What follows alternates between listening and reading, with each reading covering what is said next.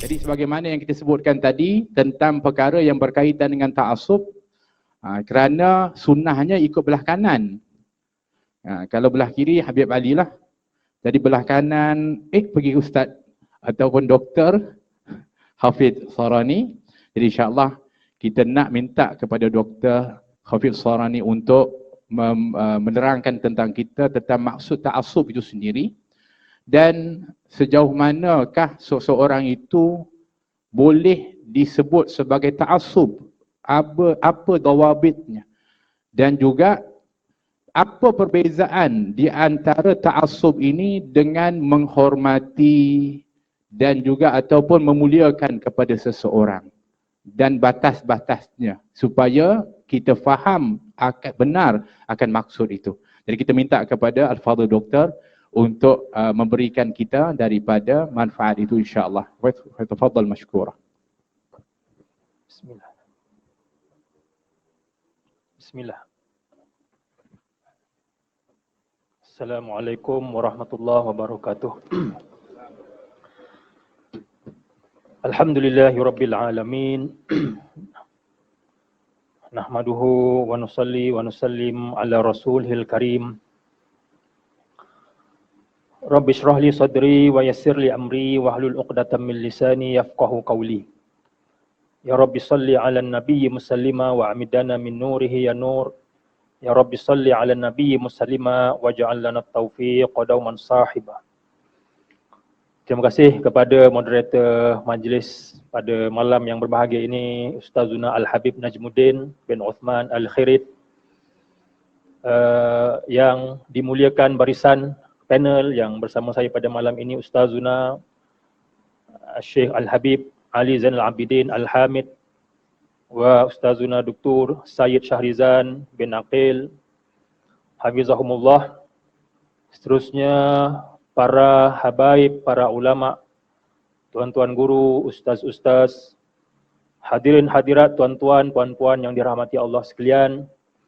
Alhamdulillah kita dapat duduk bersama-sama pada malam yang penuh berbahagia ini untuk kita membincangkan suatu tajuk yang cukup signifikan, yang mana tajuk ini kadang-kadang kita dengar dan kita ucapkan, kita dengar juga orang ucapkan, tapi seperti mana yang Habib Najmuddin sebut tadi, betul tak, kena tak kalimah yang diucapkan itu dengan perkara yang dia nak perkatakan itu.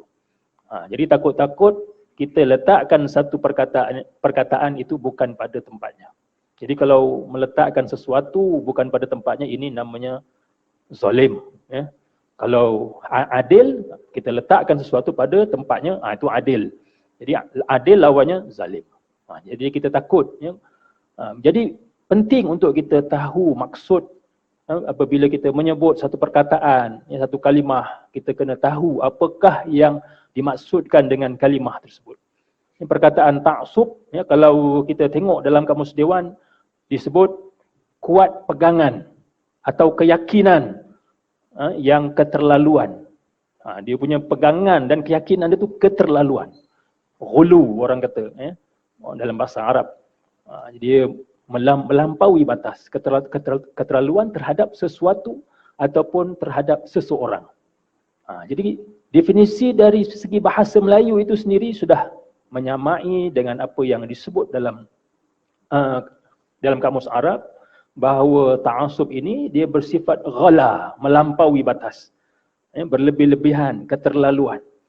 Jadi bila kita relatekan, hubungkan dengan agama, dengan praktis, dengan amalan yang kita amalkan seharian, yang kita praktiskan dari segi adab, tingkah laku, akhlak, jadi sebenarnya dia mencakupi perkara yang sangat luas. Agama ini mencakupi perkara yang sangat luas, daripada sekecil-kecilnya sehinggalah sebesar-besarnya. Jadi kita kena tahu mana batasan-batasan yang boleh menjadikan sesuatu perkara itu terkeluar daripada batasan agama ataupun terkeluar daripada syarak. Dan itu yang kita kata berlebih-lebihan, ya, keterlaluan ataupun kita kata melampaui batas. Ya, sebab batas agama tadi, ya, lingkungan syarak tadi, ya, sudah diketahui dan termasuklah perkara-perkara yang diperselisihkan di kalangan para ulama, yang menjadi khilaf di kalangan ulama-ulama mazhab, ya, mazhab Hanafi, mazhab Syafi'i, mazhab Hambali, mazhab Maliki. Jadi walaupun berlaku khilaf, masih lagi belum terkeluar daripada batasan syarak. Ini yang perlu kita faham dan kita tahu, ya, supaya bila kita nak melabelkan taksub kepada sesuatu, kepada seseorang, kepada pihak yang lain, kita tahu adakah yang kita nak labelkan itu masih lagi dalam lingkungan syarak ataupun terkeluar daripada lingkungan syarak. Ya. Jadi ini perlu kepada ilmu. Ya, perlu kepada ilmu. Jadi Nabi SAW, sebab ta'asub ini bukan semata-mata wujud pada hari ini, tetapi wujudnya sejak manusia ada lagi. Ya, wujud di atas muka bumi ini sudah ada ta'asub. Ya, sebab ta'asub ini dia berkait dengan elemen dalaman, ya, dengan hati, ya, dengan perasaan, rasa itu. Jadi bila dia punya rasa terhadap sesuatu itu berlebih-lebihan, ya, macam orang kata, kalau perkataan lain bagi ta'asub ini ialah fanatik. Ya, kalau orang tengok bola, ya, jadi dia fanatik dengan apa ni pasukan yang disokong itu. Jadi apa sahaja yang pasukan dia buat semua betul, semua dia sokong. Fanatik, ya. Walaupun apa ni main bola ni biasanya pakai seluar pendek kan, dah membuka aurat, tapi tak apa. Dia kata ini sebab apa ni pasukan yang dia sokong, jadi tak ada masalah. Ada apa ni pandangan lain, itu lain ceritalah. Tapi nak kata fanatik itu. Tuan-tuan puan-puan yang dirahmati Allah sekalian, jadi dalam perbahasan hukum hakam ini sangat luas, walaupun tadi ada disebutkan oleh Habib Najibuddin, ya, adakah hanya mencium tangan itu sudah dilabel taksub. Sedangkan cium tangan ini sudah ada di zaman Nabi SAW. Ya, tuan-tuan boleh tengok banyak hadis-hadis Nabi yang menyebut dan telah dikumpulkan oleh sebahagian ulama dalam kitab yang khusus.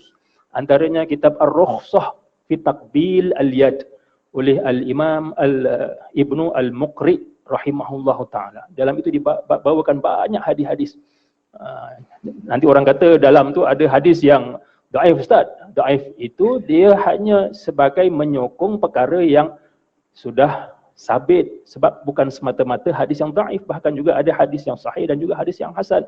Jadi apakah semata-mata daif terus kita apa ni ketepikan kesemuanya? Tidak, ya. Bahkan hadis yang daif itu bukan disebabkan apa ni perawinya itu dia mengada-ngadakan. Sekiranya dia apa ni dikatakan daif, kita tidak menuduh dia mengada-ngadakan. Tak boleh. Seorang perawi yang daif ini kita kata mengada-ngadakan, memalsukan hadis. Kita kata sebagai wadha', pemalsu hadis. Tak boleh. Wadha' memang sudah dikenali, sudah disenaraikan oleh ulama-ulama hadis, ya, dalam kitab-kitab yang khusus. Jadi kita nak menuduh perawi yang daif ini sebagai wadha', tak boleh. Ya, ini termasuk, ya, antara su'uzon yang diharamkan oleh Islam. Jadi perawi daif ini kemungkinan hanya dari segi hafazan dia. Tapi hafazan dia itu kemungkinan betul apabila disokong oleh riwayat-riwayat lain yang sahih ataupun yang lebih kuat. Jadi ini, ya, kalau kita nak bincang, oh ini hadis ini daif, hadis ini tidak daif, ini tidak akan selesai masalah. Kalau kita kata ini hadis ini dihasankan oleh Imam At-Tirmizi, oh kami tak terima hukum yang dikeluarkan oleh Imam Tirmizi, kami pakai hukum yang lain. Ini tidak menyelesaikan masalah. Ya, selagi berlaku perselisihan faham, perselisihan pandangan, sebenarnya itu masih lagi dalam lingkungan syarak yang diiktiraf, yang kita kata khilaf mu'tabar. Jadi tuan-tuan puan-puan yang dirahmati Allah sekalian, ya, ta'asub ini, ya, sesuatu perkara yang dikeji oleh syarak. Ya, bahkan Nabi SAW menyebutkan, ya, apabila Wathilah Wathilah bin Al-Asqa' bertanya kepada Rasulullah sallallahu alaihi wasallam. Ya. Beliau bertanya, ya Rasulullah, aminal asabiyah, adakah termasuk asabiyah? Ya, asabiyah ini lebih kurang seerti dengan ta'assub. Ya. Kalau ta'assub tadi ialah sifat yang melampau, yang keterlaluan. Tapi kalau asabiyah ini ialah apabila dikatakan bahawa apa yang dipegang itu salah, dia mempertahankan. Ya, dia mempertahankan dengan sungguh-sungguh. Jadi mempertahankan itu dengan membela walaupun perkara itu jelas tak betul, jelas salah, maka ini namanya asabiyah. Jadi asabiyah dan juga ta'assub ini sama seerti lebih kurang.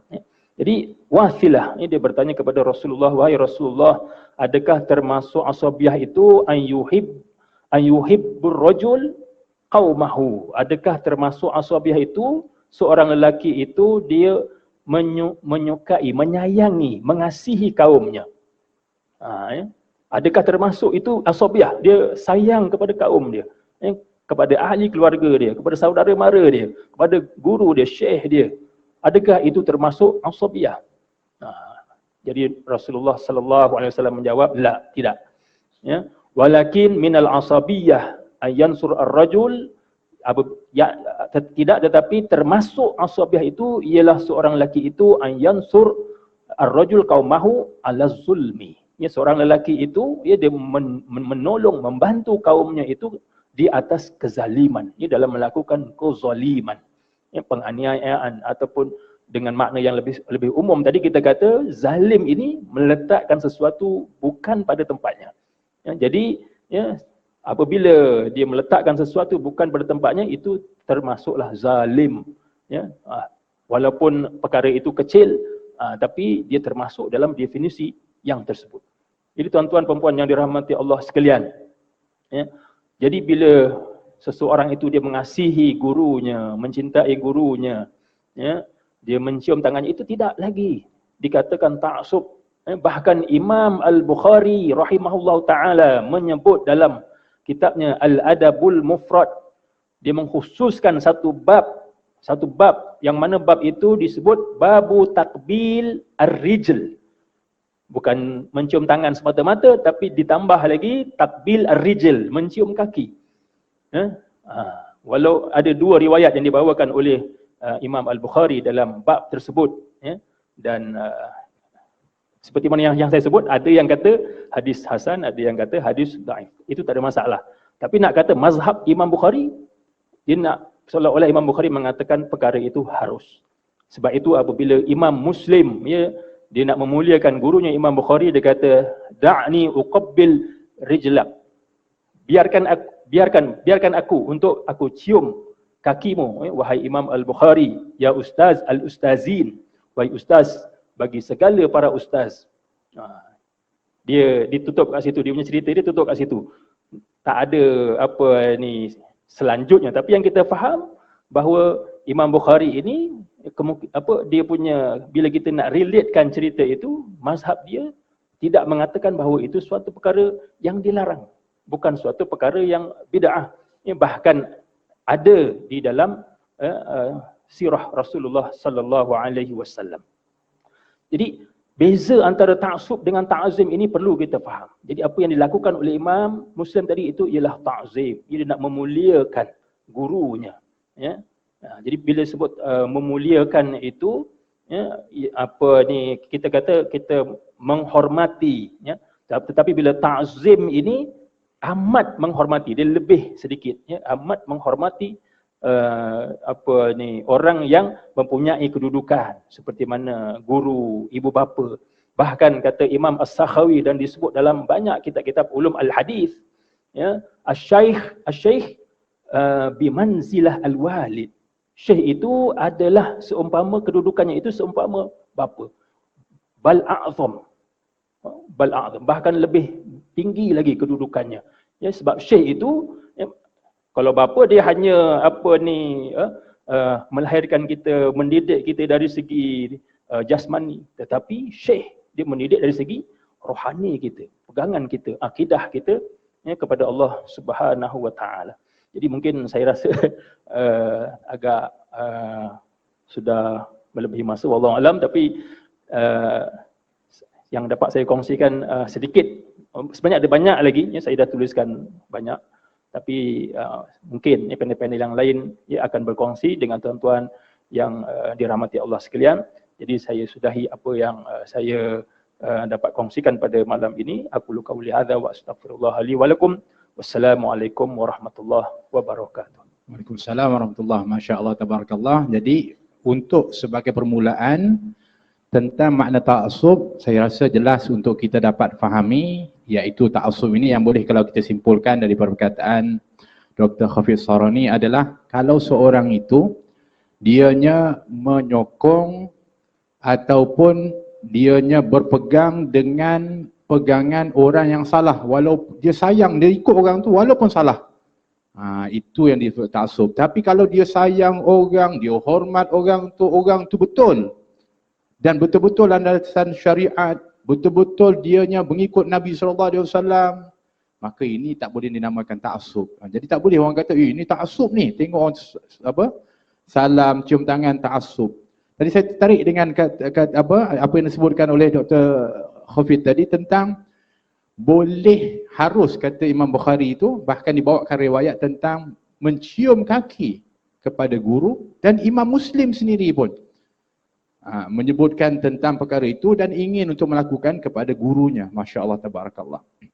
Bermakna perkara ini jarang betul untuk nak didengar, sehingga banyak salah sangka daripada seseorang. Dan yang paling pelik doktor, saya rasa kita sekarang ni, saya agak pelik lah. Orang yang mendakwa orang ta'assub tapi dia tak sedar dia ta'assub. Yang itu kita takut. Contohlah kan, saya contoh, ini tak berkena-mengena Contohnya lah macam Dr. Khafiz kata, tiba-tiba Imam Tirmizi kata hadis ini hasan, hadis ini sahih, hadis ini hasan. Dia tak kira, dia nak juga ada orang tu yang takhrij tu, dia tu lah saya nak kira lah. Lepas tu kalau Imam Ibn Hajar Al-Asqalani kata begitu, tak kira. As-Suyuti kata begitu, tak kira. Saya nak orang ni juga. Itu kalau ikut pada yang perkataan itu, walaupun orang ni pula ada masalah pula. Kemudian ada pula problem dalam takhrijnya. Tapi tak kira nak pegang juga. Oh, itulah maknanya ta'assub maksudnya. Jadi kita kena betulkan lah, kadang-kadang tak sedar kita ta'assub, tapi kita dakwa kepada orang itu ta'assub. Begitu juga dalam mazhab kan, ada kalanya mengatakan, kita tak, yang tadi sebutkan, tak boleh orang mendakwa bahawa kalau kita ikut contoh di Malaysia ni mazhab Syafi'i, ini ta'assub mazhab Syafi'i. Kenapa? Kerana mazhab Syafi'i ini adalah berasaskan kepada Al-Quran dan sunnah, ijma' dan qiyas. Dia tak akan keluar daripada itu. Bermakna selagi mana di dalam landasan tu tak boleh didakwa bahawa ta'assub mazhab. Tapi kalau orang memang tak nak pegang mazhab, dia akan kata orang mazhab yang bermazhab itu ta'assub. Sedangkan dia ini juga sebenarnya tanpa sedar ta'assub kepada syekhnya. Pantang setiap kali ada permasalahan masail dan sebagainya, maka yang akan terjih adalah syekh dia. Ta'assub juga rupanya. Jadi tanpa sedar tu. Jadi kadang-kadang ada orang dia boleh dakwa orang lain tapi dia lupa dan tak perasan diri ta'assub.